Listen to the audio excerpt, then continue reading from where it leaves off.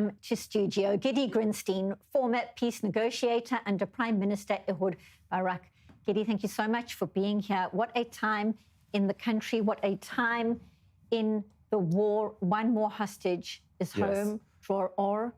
Your thoughts, your feelings right now? So we're down to two people who are still in Gaza. One of them is Israeli, one not. But for us, effectively the same, at least ethically. We need to bring them all back in.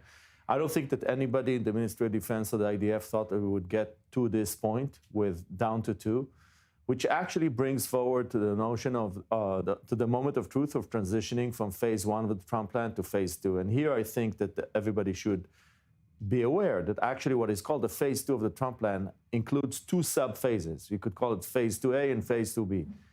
Phase 2A is actually about moving forward with the dismantling of Hamas weapons, introducing the international security force, introducing the Palestinian technocratic government, overseen by the peace board, the beginning of the reconstruction, introducing law and order in Gaza, which is a preparation for the phase two, where there will be transition of power to the Palestinian Authority, and to Palestinian security forces.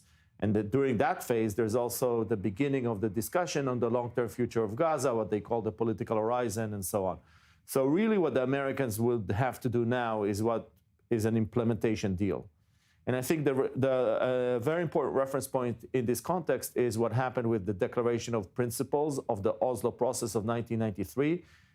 The Declaration of Principles and the Trump 20-point plans are both based on this diplomatic approach of constructive ambiguity. And what we know about the Declaration of Principles of 1993 in Oslo is that it required, depending on how you count, a few implementation agreements. So the Americans will need an implementation agreement, and I think that that will be the next focus, maybe in a week or two when when maybe they get a breakthrough around Ukraine or there is a change in Ukraine, they'll focus here, and that will be the next step, an implementation agreement that moves us from phase one to phase 2A of the 20-point plan.